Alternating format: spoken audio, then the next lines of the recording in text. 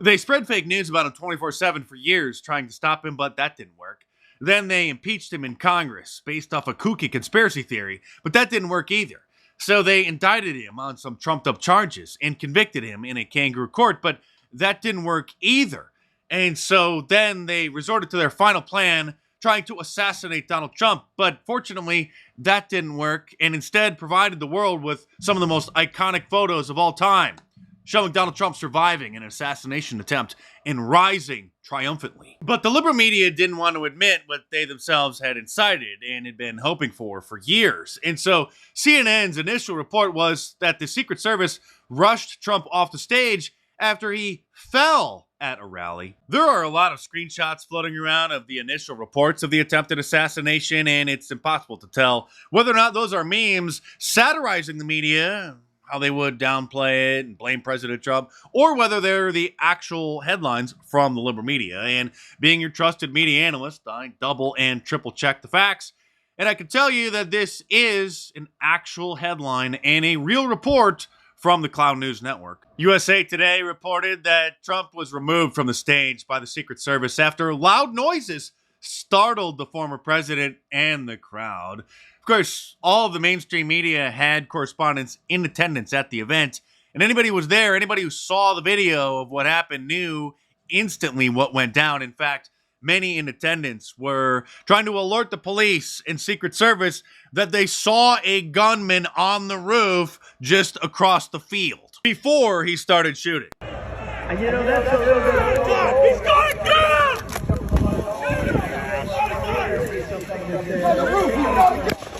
On the roof, he's got a gun. That was before he fired the first shot. Stay over here. That's Secret Service responding. Of course, there are a lot of questions about how this could possibly happen. How could Secret Service not secure the roof of a building just a few hundred feet away in direct line of sight of President Trump on the stage? How could they not have noticed the gunman was climbing up on there and getting himself into position? How could they not quickly alert Secret Service and pull President Trump off the stage as soon as multiple people started reporting and screaming that there was a gunman that they saw on the roof right next door? So understandably, a lot of people think that there was some kind of a conspiracy involved here, either looking the other way and allowing it to happen or having a hand in it somehow. But there might actually be a much simpler explanation. Instead of a conspiracy, it looks like it was diversity. To expand hiring, they're aiming to have 30% women recruits by 2030, and even allowed YouTube influencer Michelle Carre to train with agents. But I'm very conscious This is the head of the Secret Service, by the way. As I sit in this chair now, of making sure that we need to attract diverse candidates and ensure that we are developing and giving opportunities to everybody in our workforce, and particularly women. Obviously, it doesn't take a genius to see how this policy was going to turn out. Take a look at these three stooges, just bumbling idiots getting in the way of the actual Secret Service.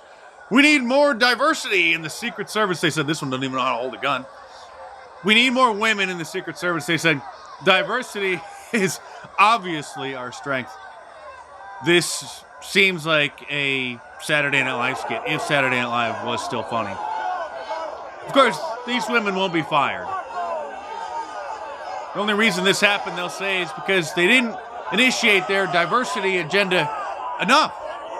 They implemented too little diversity. Everyone with a brain knew that this was likely coming, and certainly no surprise, because the liberal media and the Marxist Democrats have been trying to incite a lunatic into doing this for many years now. But when you point that out, then you get called a conspiracy theorist, like Tucker Carlson did, who they said stoked conspiracy theories when he pointed out the obvious. And instead of being mad at themselves, at their industry, at their political pundits, at the Democrat Party for spewing the most vile and toxic rhetoric ever seen on planet Earth, equating Donald Trump with Hitler, with a dictator who's going to destroy America and needs to be stopped by any means necessary, they, of course, are mad at Donald Trump. I do want to say there was one thing that when I watched the tape, I found odd because of all of the heated rhetoric.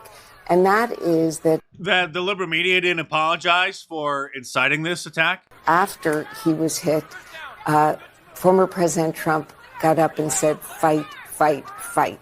I think what we're hearing from people is that's not the message that we want to be sending right now. We want to tamp it down. Yes, it's Donald Trump who needs to tamp down the rhetoric because his funny nicknames for his opponents just hurt too many people's feelings. Not mainstream media outlets like the Washington Post, which says, yes, it's okay to compare Trump to Hitler. Or Old Joe says that Donald Trump is a genuine threat to this nation. He's a threat to our freedom. He's a threat to our democracy. He's literally a threat to everything that America stands for. It certainly is an insane and unhinged political ranting from the Democrats, which they're using as information warfare, again, hoping to incite just this kind of event. Lunatic rantings like this. Just don't even know why there aren't uprisings all over the country, and maybe there will be. People need to start taking to the streets. This is a dictator. You know, there needs to be unrest in the streets for as long as there's unrest in our lives. Enemies of the state. Show me where it says that protests are supposed to be polite and peaceful. When they go low, we kick them. How do you resist the temptation to run up and wring her neck? The biggest terror threat in this country is white men, most of them radicalized right up to the right. I thought he should have punched him in the face. I said, even if you lost, he insulted your wife. Yes. He came down the escalator and called Mexicans rapists and murderers. He said, well, what do you think I should have done? I said, I think you should have punched him in the face and then gotten out of the race. You would have been a hero. I'd like to punch him in the face. I said if we were in high school, I'd take him behind the gym and beat the hell out of him. Punch some people in the face. When was the last time an actor assassinated a president? They're still going to have to go out and put a bullet in Donald Trump, and that's a fact. Here's the supposed president of the United States, Joe Biden, 2 hours after the attempted assassination, still not having any idea what the hell happened, even though his handlers put him out for a statement in front of the nation. Mr. President, do you think there was an assassination attempt?